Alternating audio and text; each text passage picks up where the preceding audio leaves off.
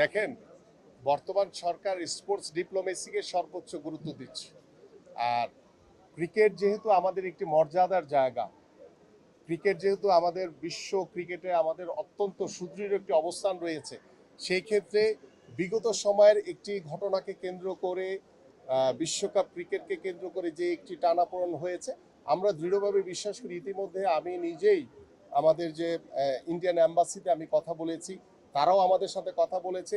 তারা সবাই ওয়েট করছে যে সেপ্টেম্বরে ভারত বাংলাদেশে আসবে, আসার পরে বিগত সময় যে ছোট্ট একটি যে ঘটনাকে কেন্দ্র করে যেই একটি টানাপোড়েন হয়েছিল, আমি মনে করি সেটাকে কাটিয়ে উঠে ইনশাল্লাহ আমরা সুন্দরভাবে পার্শ্ববর্তী সকল দেশের সাথেই আমাদের যে স্পোর্টস ডিপ্লোমেসি, আমাদের যে যোগাযোগ চলাচল সবকিছুই খুব স্বাভাবিকভাবেই সেটা চলমান থাকবে ইনশাল্লাহ।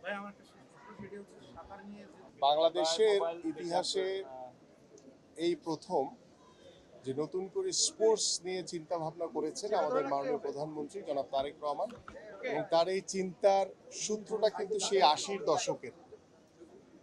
তার পিতা আমাদের শহীদ রাষ্ট্রপতি জিয়াউর রহমান 80-র দশকে যখন নতুন করে সাংস্কৃতিক অঙ্গনে নতুনভাবে সংযোজন করেছিলেন, সেই দিক থেকেই কিন্তু তার এই চিন্তা যে আগামীতেও আমরা নতুন করে স্পোর্টসের মাধ্যমে আমরা সারা বাংলাদেশ থেকে তৃণমূলের একদম যারা হয়তোবা নিজেদেরকে ওইভাবে এখন পর্যন্ত উপস্থাপন করতে পারেনি, সেই ছোট ছোট ক্রীড়াবিদদেরকে কিভাবে প্রতিভা অন্বেষণের মাধ্যমে তাদেরকে কিভাবে জাতীয় পর্যায়ে পরিচয় করিয়ে দেওয়া যায়, জাতীয় পর্যায়ে কিভাবে তারা অংশগ্রহণের মাধ্যমে নিজেদেরকে প্রতিষ্ঠিত করতে পারে একজন ক্রীড়াবিদ হিসেবে।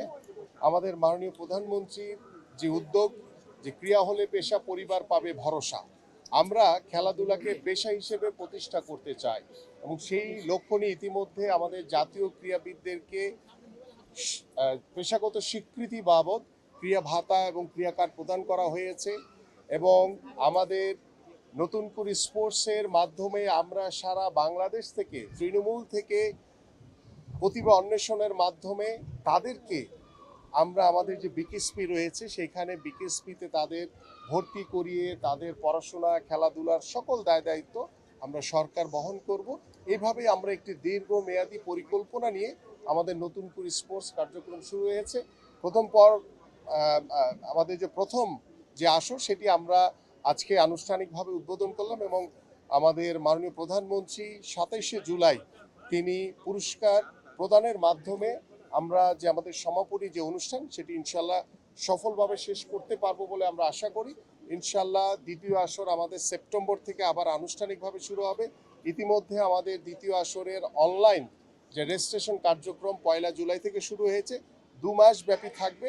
আপনারা সবাই জানেন যে প্রথম আসরে প্রায় 1,68,648 জন অনলাইনে রেজিস্ট্রেশন করেছে, এবং তার ভিতরে প্রায় 47,000 প্লাস ছিল কিশোর, আমাদের কিশোরীরা, এবং কিশোর ছিল 1,21,000 সামথিং। এইভাবে আমরা তৃণমূলে চেষ্টা করছি যে আমাদের বর্তমান সরকারের বয়স প্রায় 5 মাস, আমরা 5 মাস পার করেছি।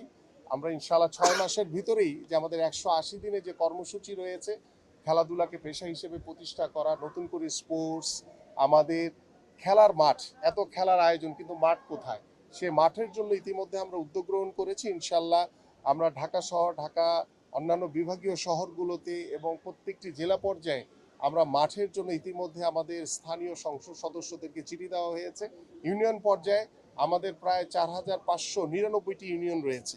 আমরা আমাদের স্থানীয় সংসদ সদস্যদেরকে ইতিমধ্যে আমি নিজে ডিও লেটার প্রদান করেছি যে প্রত্যেকটি ইউনিয়নে একটি করে 8 বিঘা জায়গার উপরে যে একটি মাঠ তৈরি করা যায়, এবং সেখানে যাতে উন্মুক্তভাবে আমাদের ভবিষ্যৎ প্রজন্ম, আমাদের সন্তানরা যাতে খেলার উপযোগী একটি মাঠ তারা পায়, সেভাবে আমাদের ইতিমধ্যে পরিকল্পনা রয়েছে।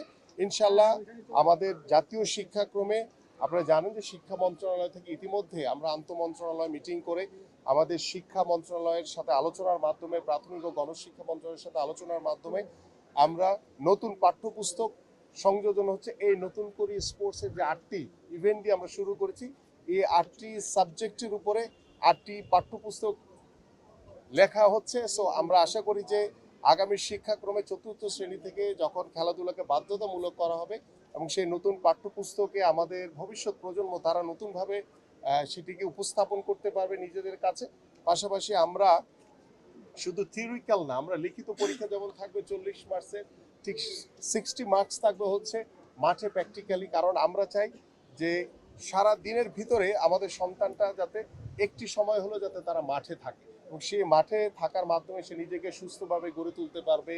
আমরা ডিভাইসের হাত থেকে আমাদের সন্তানদেরকে দূরে রাখতে পারবো, সর্বোপরি মাদক থেকে আমরা আমাদের এই যুব সমাজকে দূরে রাখতে পারবো, এবং সেটার অন্যতম মাধ্যম হচ্ছে খেলাধুলা। সো আমি আপনাদের যারা সাংবাদিক ভাইরা রয়েছেন, আমি আপনাদের কাছে সার্বিকভাবে সহযোগিতা চাই, এবং আমাদের যে লক্ষ্য রয়েছে যে আমরা আগামী 5 বছর পরে আমরা মনে করি যে আমরা জিরো থেকে শুরু করেছি।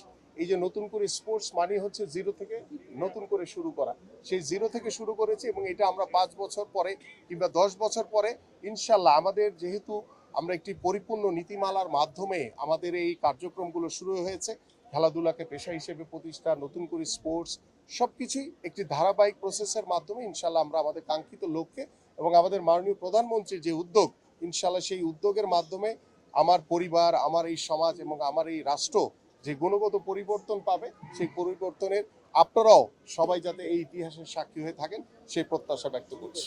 Thank you. আমাদের এই নতুন করে স্পোর্টসের মূল লক্ষ্যই হচ্ছে যে প্রতিভাবানদেরকে তুলে নিয়ে আসে, এবং তাদেরকে আগামী 5 বছর 10 বছর মেয়াদি তাদেরকে এবং তাদের পরিবারের সকল দায় দায়িত্ব গ্রহণের মাধ্যমে কিন্তু আমরা সেই খেলোয়াড়দেরকে প্রতিষ্ঠিত করতে চাই যারা ভবিষ্যতে বাংলাদেশের ফ্ল্যাগকে বিশ্ব মানচিত্রে উপস্থাপন করবে। তো সেই ক্ষেত্রে আমাদের বিকেএসপি সার্বিকভাবে সহযোগিতা করছে।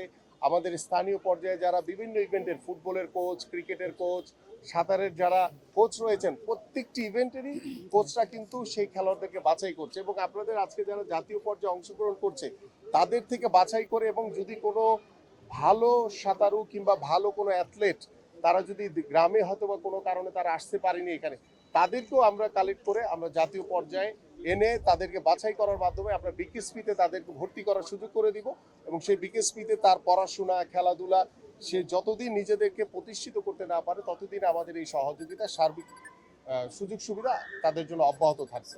আমাদের ইতিমধ্যে আমাদের যুব ক্রীড়া মন্ত্রণালয়, আমাদের ক্রীড়া পরিদপ্তর থেকে আমাদের কমিটি না শুধু, আমাদের একটি নির্দেশিকাও তৈরি করা হয়েছে, এবং সেই নির্দেশিকার ভিতরে সার্বিকভাবে সবকিছু দেওয়া আছে এখানে, যে আমরা ইউনিয়ন পর্যায় থেকে, আমাদের উপজেলা পর্যায় থেকে, আমরা জেলা পর্যায় থেকে, বিভাগ থেকে জাতীয় পর্যায়ে কিভাবে অংশগ্রহণ করবে এবং কিভাবে খেলোয়াড় বাছাই করা হবে এবং কিভাবে আমরা প্রতিভাবান খেলোয়াড়দেরকে বাছাই করব, টোটাল বিষয়গুলো এই নির্দেশিকার ভিতরে রয়েছে।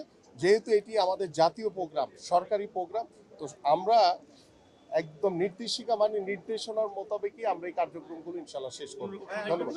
কোনো প্রকার স্বজনপ্রীতি হওয়ার কোনো সুযোগ নাই।